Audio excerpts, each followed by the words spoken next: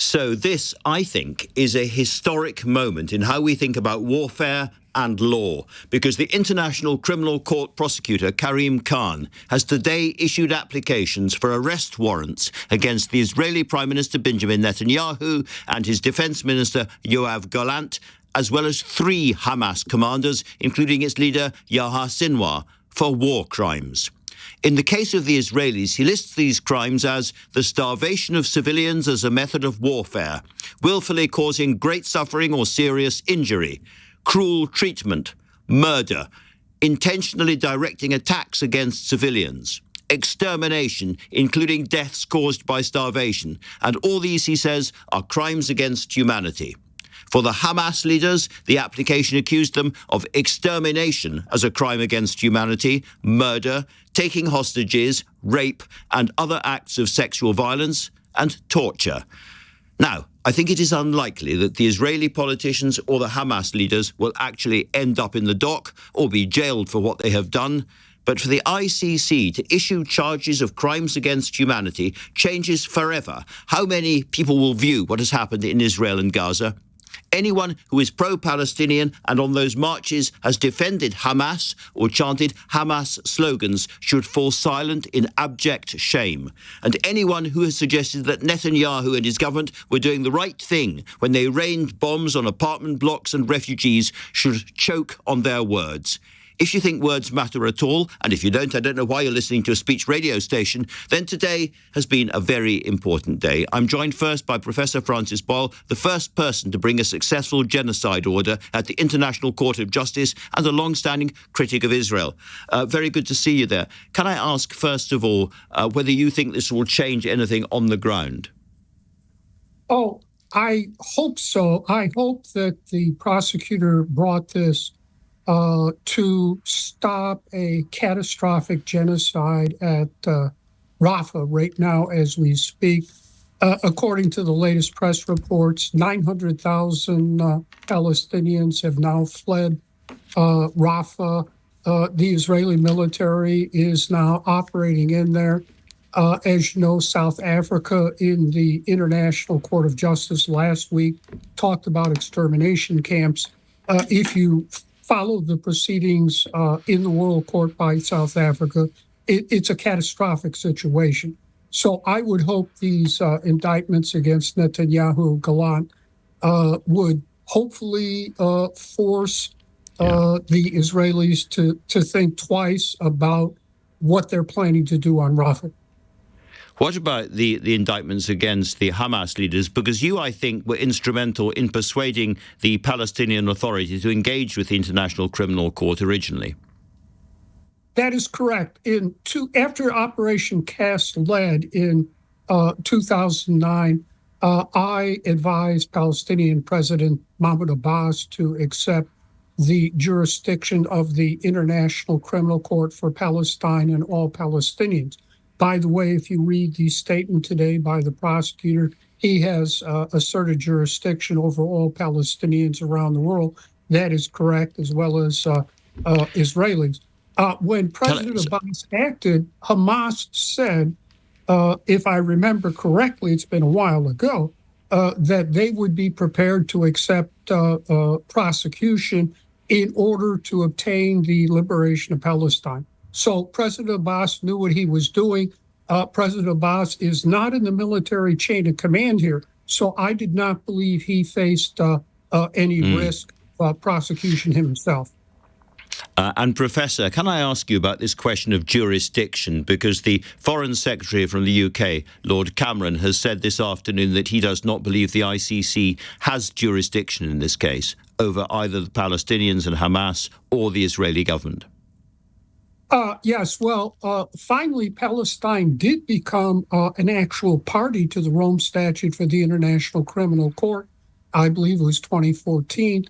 And if you have a look at the webpage today of the Financial Times, you will see that the ICC prosecutor put together a first-rate group of legal advisors on this point, many of whom are from the United Kingdom, some of your top jurists there, backing him up and agreeing with him that the ICC does have jurisdiction here to proceed against the Israeli leaders. But I refer you today to the Financial Times. They have a 13-page memo on there, but they're very distinguished, independent jurists there in Britain.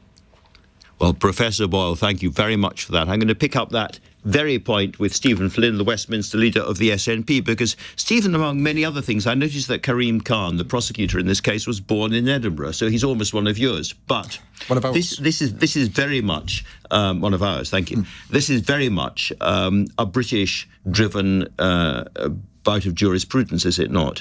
Indeed, and I guess what's been laid out today, Andrew, is a roll call of absolute horror, be that the obscene, disgusting acts of Hamas on October the 7th, or indeed the grotesque response of the Israeli government in the many months that have passed since. You know, in Parliament, we've talked extensively about the need for a ceasefire. We've talked extensively about the need for an end to arms sales and arms licences to Israel. But I also think it's time for the Westminster politicians, David Cameron, Keir Starmer and others, to reflect upon the complicity of their silence for so many months on this horrific situation. What we now need to do is see what the court obviously do in terms of granting these warrants or otherwise.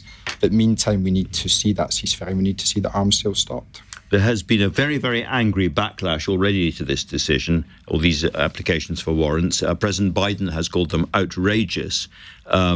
And in Israel, there's been fury at the apparent equality being set by the court between what Hamas did and they say, as a sovereign state defending itself, have done. Well, of course, I don't think anyone would dispute the horrors that Hamas inflicted upon the Israeli people on October the 7th, and those who do are not of sound mind. The reality is that Israel has responded by stopping people from having access to water, to electricity, to medicine, to food, preventing people from leaving, cajoled them into a small corner of Gaza where they're now bombarding them, shooting them, bombing them. And that has consequences. Now, I personally, as a politician, believe in the rule of law. I believe in international rule of law. And I think we should allow the court to look at this seriously. And should they determine that an arrest warrant should be issued both for the senior Hamas officials but also for Benjamin Netanyahu and others in the Israeli government, then I would expect the UK as a partner in upholding international law to respond positively to that.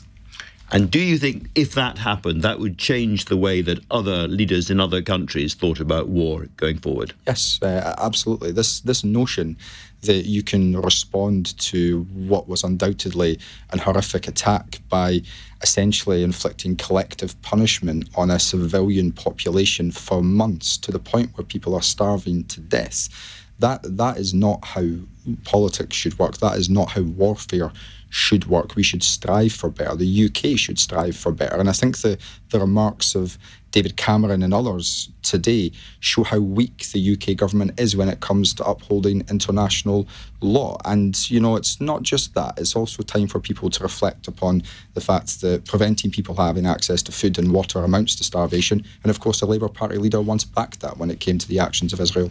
It's perhaps wrong to kind of tempt you into becoming a commentator. We don't know what's going to happen in Israel as a result of this. It's caused an extraordinary amount of comment and anger in Israel. But I wonder whether you think this is going to change anybody's minds in the UK. It should. Whether it will or not, I'm not so confident. I mean, it took the best part of 6 or 7 months to get the Labour Party to change their mind or whether there should be a ceasefire or not. And I'm not still entirely sure whether they believe there should be an immediate one under what. Oh, I think they do now. Yeah, but whether that includes the collective punishment of the Palestinian people is where I would have some dubiety. So I think it should change minds. But within Israel itself, it should almost be taken out of their control, because the US, the UK and our allies across Europe and the Western world should be saying no more.